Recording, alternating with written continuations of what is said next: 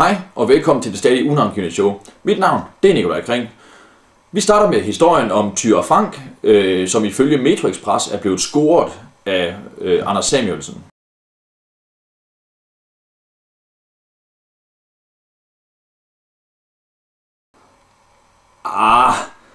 Scoret. Skal vi ikke sige hældt i land? Nej, Anders Samuelsen har neglet Thyra Frank. Jeg undskylder for billederne på nethinden. Skal vi ikke sige vævet Thyra Frank i stedet for?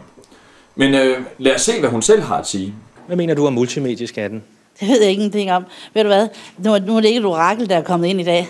Det er simpelthen en pige, der har brændt for ældreplejen og omsorgen, så det bliver det først. Så Kendispartiet, altså Liberal Alliance, vil tage stemmer fra Dansk Folkeparti, bedre kendt som det nødvendige onde, som jo længe har profileret sig gennem ældreplejen, fordi Pia Kjærsgaard selv har været social- og sundhedsassistent. Og det er nok egentlig meget smart. Og til noget helt andet. Amagermanden fik endnu en sigtelse på sig i den her uge, og det er det med godt, hvis han bliver straffet for alle de forbrydelser, han har begået. Den 45-årige mand, der er varetægtsfængslet i Amager-sagen, sigtes for endnu en forbrydelse begået i 1995. Og Amagerbanken krakkede. Det kommer til at koste danske skatteydere penge, at Amagerbanken er bukket under. Så det er lidt uheldigt for Amagers image, at de har affødt to så skumle ting som Amagermanden og Amagerbanken. Og det er også lidt uheldigt, at de falder på samme tid. Havde Amagerbanken bare været nogle større gebyrgribe, så er det sikkert ikke gået så galt. Eksempelvis Nordea, som har filialer i hele Norden, de kom ud med et pænt overskud. Men det er nok også fordi, at Nordea tager de gebyrer, som det passer dem. Hvis man er kunde i Nordea og tager til f.eks. Riga og hæver penge, så er ikke nok med, at du betaler en dårligere kurs. Der kommer også lige et gebyr oveni. Ja, lad det nu ligge. Og lad os kigge lidt på duellen mellem Lars Løkke og Villy Søvndal. Ud at spørge ind de virksomheder, der er velfærdsteknologi. Hvad vil de gøre, hvis SF's vækstplan kom til virkelighed? Hvad sagde man? At så vil vi i løbet af 5 år fordoble vores arbejdsplads. Men er det sjovere at få en lille virksomhed på f.eks. 5-10 ansatte til at blive fordoblet, eller lade de store virksomheder ansætte 100, 200, 300 mennesker ad gangen? Under alle omstændigheder skal man da gøre det nemmere for virksomhederne at få arbejdere og skabe de fornødne rammer til at være nyskabende, og derved også skabe flere arbejdspladser. Er det ikke? Spørger vi, hvad kunne forhindringen være for at få folk til at arbejde med? Hvem kan man tro er imod det, at man skal arbejde mere? Mest sandsynligt fagforeningen og arbejde, fordi de faktisk slås for nedsat tid. Derfor går vi hen og siger, vil I være med til at presse på for at arbejde mere? Det vil sige, at vi går den eneste mulige vej. Men hvad hjælper det, hvis man bliver brandbeskattet af den sidst tjente krone? Se her. Arbejdsmarkedskommissionen, I skubber foran jer, og det er dem, der har lavet regnestykke, der hedder, at hvis vi arbejder en time mere om ugen, så bliver vi rigere. Det er jeg sådan set enig i. De siger også, at de kan desværre ikke rigtig pege på noget, der kan få os til det, ud over skattepolitikken. Historisk set har den røde blok haft en overvældende tendens til at pålægge flere afgifter end en parkeringsvagt.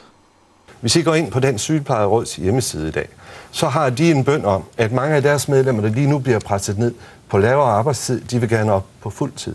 Det kunne jo så have noget at gøre med, at der ikke er syge mennesker nok. Sygeplejerskerne oplever, at de ikke kan få lov til at arbejde mere. Grete Christensen, formand for Dansk Sygeplejeråd, sagde til Jyllandsposten i sidste uge, at sygeplejerskerne tværtimod bliver bedt om at gå ned i tid for at undgå fyringer. Så folk skal bare ansættes og dankdere den, fordi der ikke er arbejde nok? Jøsses. Der har vi brug for vækst i den offentlige sektor. Okay, de andre lande, vi sammenligner os med, enten fastfryser eller skærer i den offentlige sektor. Og Villy Søvndal, du lader den ekspandere voldsomt. Er det ansvarlig økonomisk politik? Så har vi den bedste økonomiske plan, der er mest økonomisk ansvarlig. Så er det en usympatisk plan, fordi den rammer udvalgte grupper. Men Villy Søvndal, det kommer jo selv til med jeres millionærskat. Men læg mærke til, hvordan Lotte Mejlhede under hele debatten sender Lars Løkke Rasmussen lange blikke og en lille smule berøring. I modsætning til den anden plan med de der berømte 12 minutter, hvor det jo ikke er til at finde på plads, de støtter den her politik. Dansk Folkeparti har jo sagt, at de gerne vil være med til at forhandle det her. Dansk Folkeparti var også med. Det kommer vi tilbage til. Det må være, fordi han er magtfuld og stadig kan bunde en fadøl på det lokale værtshus.